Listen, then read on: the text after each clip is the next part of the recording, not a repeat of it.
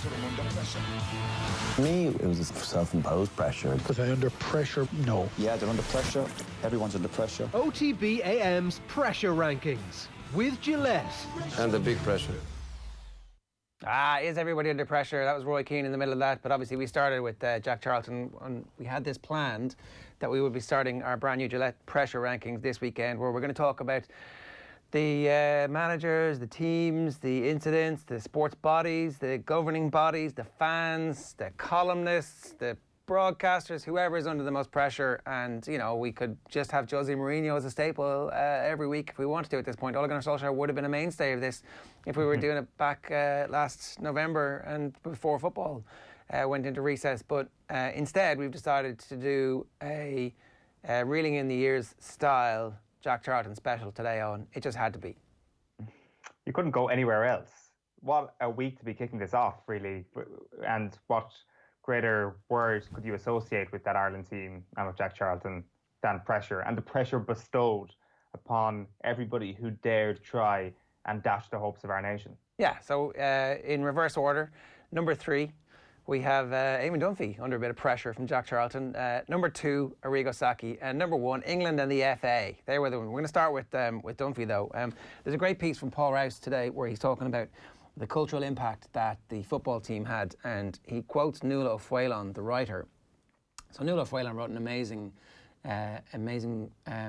memoir called Are You Somebody, which kind of captured the time that she grew up in. She was in a relationship with Niall McCafferty, and I think this might also have been before homosexuality was decriminalised. And so Nuala O'Fuailon was a columnist in the Irish Times, and not a huge sports fan, although Niall McCafferty did end up covering the World Cup, I'm pretty sure, for the Sunday Independent at the time. And you can imagine the type of life that Nuala O'Fuailon and Niall McCafferty had lived, where they were constantly butting up against the worst excesses of the state, where they weren't free to be themselves, where the rules prevented them from actualising their very existence. And yet at the same time, they were trying to lead this artistic lifestyle, trying to help Ireland find its way out of the black pall of despair that had fallen over the country because Eamon de Valera had been in charge, essentially, to bring us right back to the bit that we had earlier on. She said that the World Cup in 1990 had been the most liberating she had ever experienced in Ireland. She expressed dismay at the notion that after the tournament, Irish people might retreat to being our limited selves. And I think that's exactly why the criticism of the football team that Dunphy led, and that, you know, I'd say Giles agreed with largely as well, struck a discordant note at the time for so many people, because the hope was that we could become a bigger country, a better country, if we all just kind of came together and remembered that, like, we have cousins living in Frankfurt who were driving to the game and sending us the hats afterwards, and like their experience, we could actually meet up and share and talk about these things in a way. Like phone calls are really expensive. You'd put like loads of money in, and phoning Germany was really, really expensive. But now here, all of a sudden, people were meeting and travelling together for the first time. There were no cheap flights. It was 300 quid to fly anywhere. Every time you wanted to fly anywhere, it was like 300 quid. This is a completely different world. And all of a sudden, the football team has this group of fans who are meeting up and going to the away games and coming back with these stories about what it's like not to be stuck in monochrome, black and white Ireland. And I think that part of the reason why criticising the football team became something that you weren't allowed to do was because it represented something more than the football team. I don't know if this makes sense to you, Owen. I understand what you're trying to say. I think that part of the brave new Ireland that we were entering into, though, was a place that encouraged debate, that had people who would be dissenting voices against the thing that you thought you loved. There was room for intellectualism. There was room to tell you that what you thought was possibly wrong, things that you believed all your life. There was a possibility that perhaps you were wrong about those things.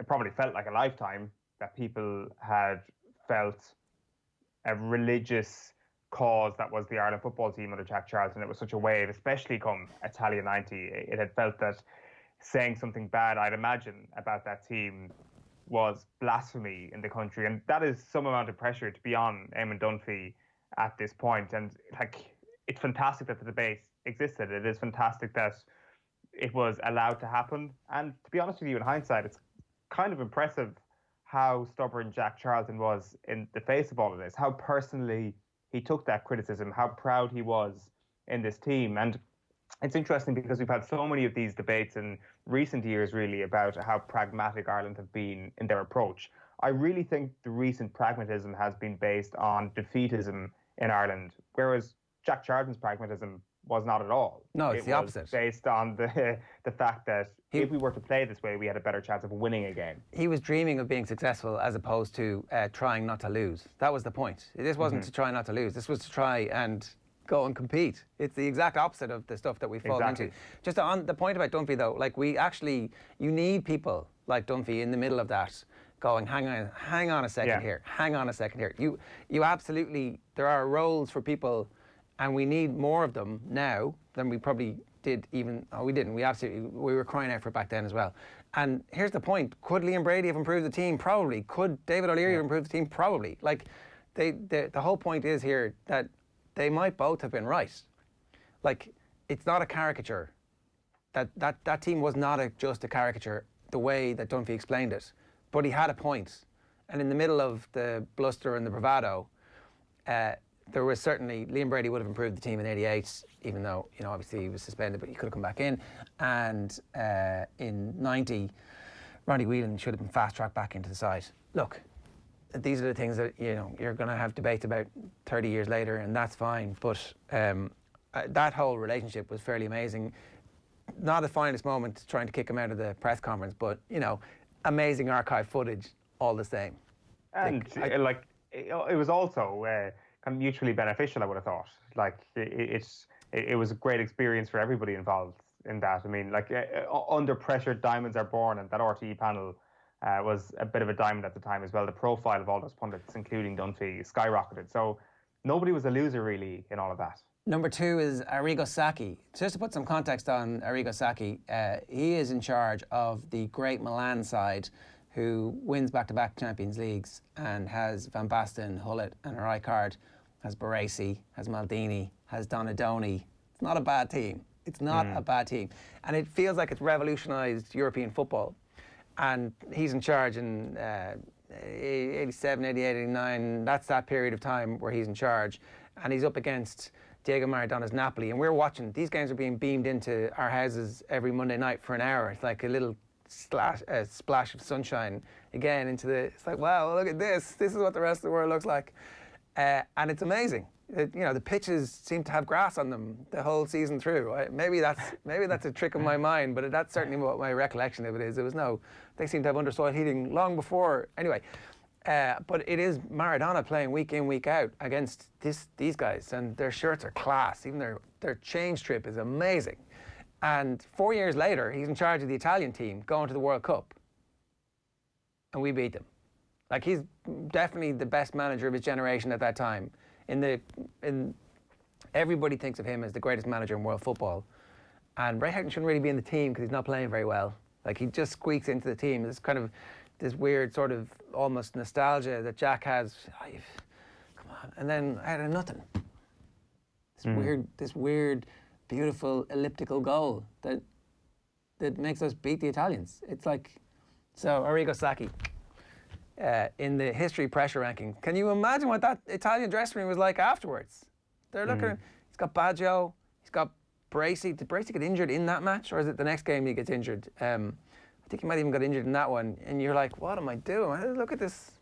Now, they rescue the scenario and go all the way through to a penalty shootout, but at the same time, Big Jack's ability to put Arrigo Sacchi under pressure, number 2 in our pressure rankings. And like, this is Sacchi, as you mentioned, in his 40s. Like, this is not a journeyman manager who has achieved everything he could possibly achieve at club and then finally has his retirement swan song with the national team. This is Arrigo Sacchi going to win the World Cup. So that just adds the cherry on the cake, really. Yeah, so like you're thinking about, say, if Jose Mourinho had managed Portugal in 2014, around that kind of period, because that was just 4 years after his last Champions League victory. You're like, this is the level of celebrity and fame that Arrigo Sacchi had. I'm just trying to look at the exact years that he was the manager of Milan. So he didn't stop being the manager of Milan until 1991. So this is just 3 years after he leaves Milan. Okay, who's number one, Owen? Number one is England, the FA. Call it what you want. They are the entity under which Jack Charlton has put the most pressure. It's a no-brainer, Joe, really, because like through the secret weapon of Ray Houghton, it was done on the pitch, but also off the pitch. Not giving a reply to Jack Charlton when he applies for your management job just smacks of disrespect. It was something that Jack Charlton probably never forgot, probably as a man who has a certain amount of traditional values. The lack of the courtesy of a reply probably stuck in the craw for quite some time, and is probably something he never truly forgot about, really. Not getting that England gig is something that I saw it referred to yesterday as Charlton being too good for the England job at that time. That if we look at our administration in this country and how things have failed in recent time as well, the FA not appointing Jack Charlton, the FA not entertaining Jack Charlton, never mind appointing, not even entertaining the prospect of Jack Charlton, is one hell of a failing on their part. So there's countless things you can go through here, but they are the big thing that was slammed to the ground under the pressure of Big Jack through his tenure. It's amazing that Bobby Robson managed to keep the gig all the way through to 1990, because obviously that England team in '88, like the World Cup in '86, was fresh in people's minds by the time the '88 thing happens, and in '86 they were robbed by Diego Maradona, right? Like they really were. Maradona was at his absolute best, and still had to cheat to knock them out. Like that's the team that wins the World Cup. Had to cheat to beat this England team, and they're coming into it going, "Oh, we're absolutely amazing. Everybody's even better now than they were 2 years ago." Like Lineker is a world star. Barnes is absolutely sensational, and we beat them.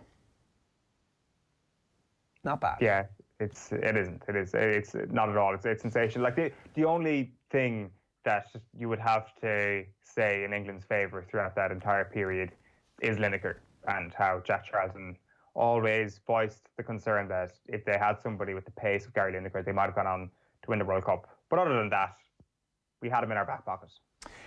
That's it for this week's Gillette Pressure Rankings here on OTBAM.